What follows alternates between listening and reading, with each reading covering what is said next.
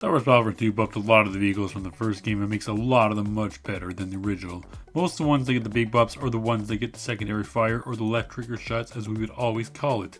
And we're going to be going over the top 5 best vehicles in all of Star Wars Battlefront 2. So this first one we're going over here was actually nerfed from the original Battlefront, and that would be the AT-AT. Now you may be wondering why I say that it was nerfed from the original, as it is still insane. One of the best ones in this entire game, and in number 5 right here, alright? You got that left trigger beam, it's just insane. It's amazing. But the problem over the first game is that it just doesn't have the same kind of spread that it did from the original.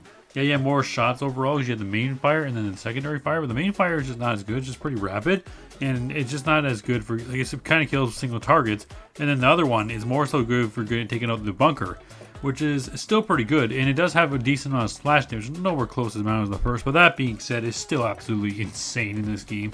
You'll just get tons and tons of kills when you're playing against the bots. If you're playing online, it's not too bad either. The only real problem with it is that the weak spot is very easy to find right behind the neck, and it's pretty easy to exploit.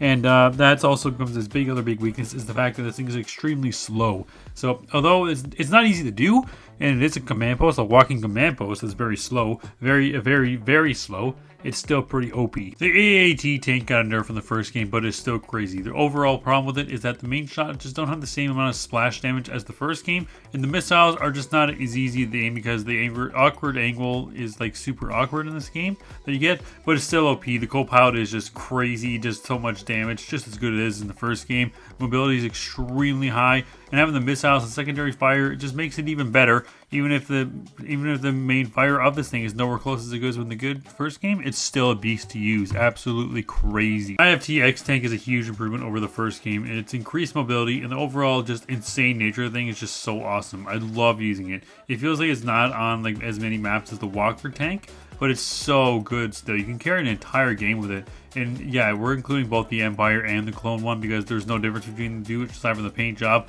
And if you want to know which one's better, I think the Republic one looks better. But anyways, biggest improvement is the missiles. They're easier to hit. You shoot 2 at once. You have unlimited ammo. The cooldown's even less on them. They're just crazy, man. And they also move faster on top of that versus both of those things. When I was a kid, I rode in this thing all the time. It was my main weapon to use. 99.9% of the time. What a big improvement the ATTE tank is. It is so much better in this game than it was in the first game. For one, you'll just not be getting bombarded by enemies when you use it because you get so much more mobility with this thing. And it's not just a snail moving around like it is in the first Battlefront, of course. And then you have 2 blasters instead of the 1. And what a difference this makes. The blasters are just like so much more effective. They have such a bigger range. You know, they're pretty similar to the AT-ATs. They just feel a lot better than they did in that game. And it's just, oh, it's so good. You can shoot faster. You can just like move around the reticle like way more than you could in the first game.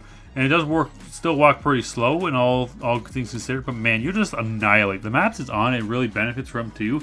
And like, it's just, the hit detection in general is just better on this thing than the AT-AT.